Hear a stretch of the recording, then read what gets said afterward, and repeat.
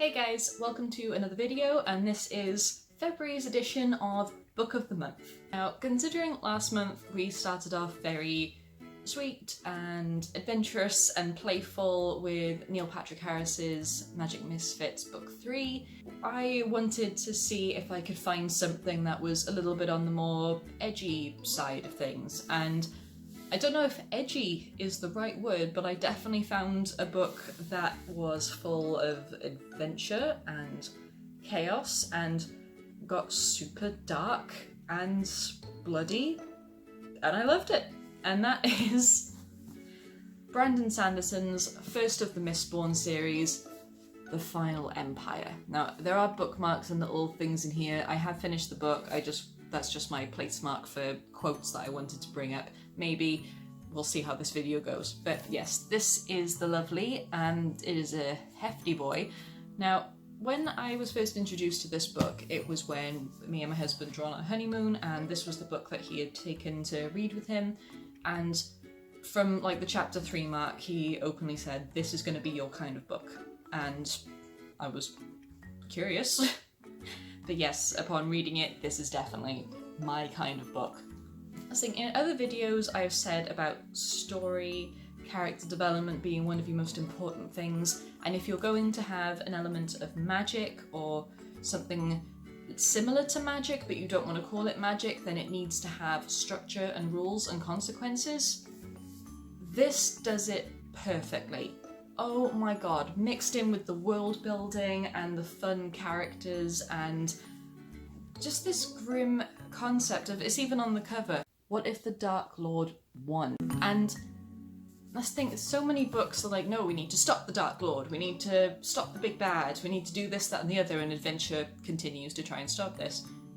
This is the aftermath. You start the story in the aftermath, and so many of you are probably thinking, well, isn't that just like post-apocalyptic or something like that? Well, to an extent it is, but at the same time, it's not post-apocalyptic. It is just that. It is just the aftermath. Like, whenever a new politician that we're not particularly favourable of takes over here, we don't call this, you know, the post-apocalyptic thing of their reign. I mean, we're heading that way in a lot of things, but I'm not going into politics on this channel right now.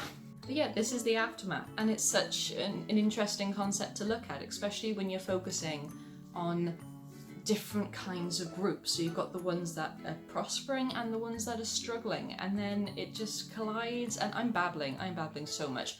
Let's get into what the story is actually about. So you have this aftermath. Then Kelsier, who is a Mistborn. Now, a Mistborn is someone who can use multiple aspects of this. We're not calling it magic. And so a Mistborn can use multiple at the same time, whereas Allomancers only have access to one.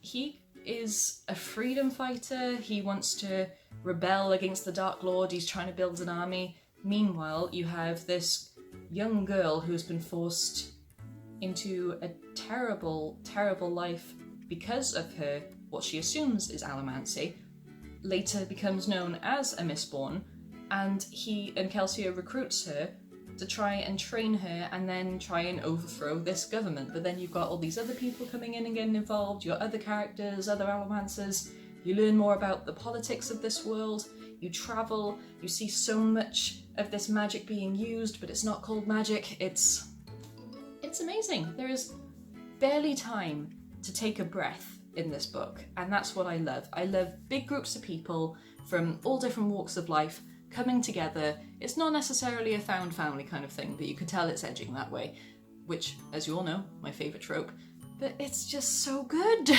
Something else this does well, besides the incredible world building and not magic structure, is you get to see so much character development. You really get to see their struggles and what is going on, especially with Vin, the young girl who, for all of her life, she has been battered and bruised and being told that it was a good thing.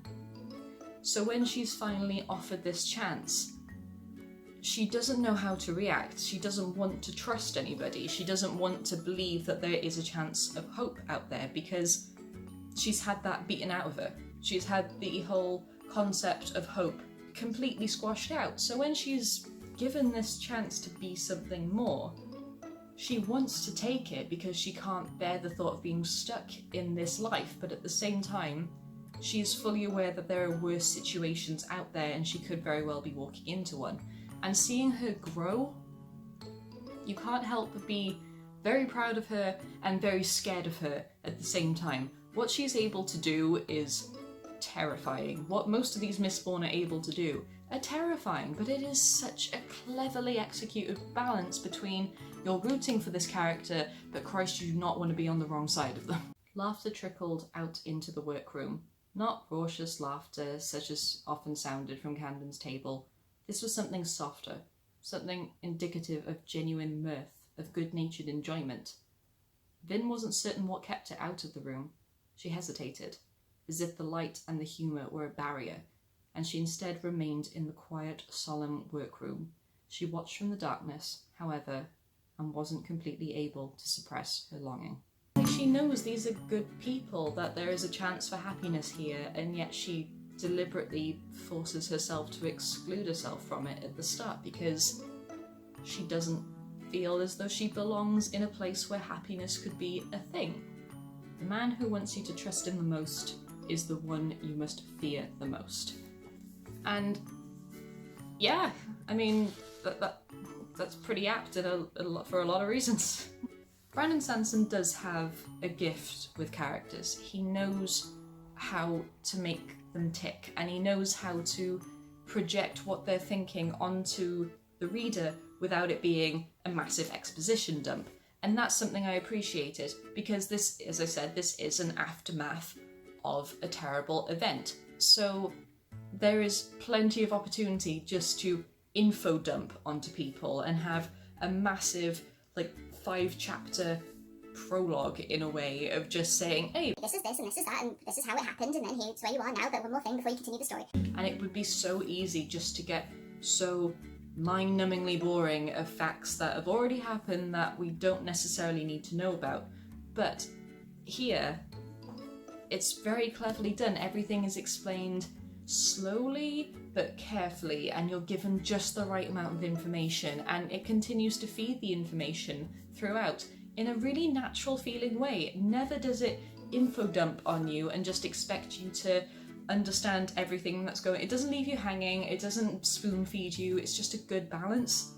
And it is so rare to find a book series like this that actually treats the readers with some respect in that regard. So yeah, plot behind plots, plans beyond plans, there was always another secret. Yep, there is always another secret, and that's what keeps series like these going. It's very similar to, I've used this example before, it's very similar to Six of Crows, which I still absolutely adore that duology so much. I don't know what it is, I just resonate with that book so much. And this has very similar feels to it, but just manages to take it a step or two further. With Kelsier, this character that you really like him. He's a really likeable, charismatic character who's got this Fagin / Artful Dodger style to him where he's recruiting people, but at the same time, you would never trust this man at all. But then that's what makes him interesting, is that you know that you personally wouldn't trust him, but in this situation, you know you'd have to, but you still like the guy. Capable of some very scary things, I might add. It's a good balance of adventure, threats, development, humour. It's got a little bit of everything while still being its own thing, which I know doesn't really explain much, but there we go. And I have babbled a bit too long at this point. I will definitely be picking up the rest of the series. And yeah, Final Empire, Mistborn Book 1 is our book of the month. Bring on book 2!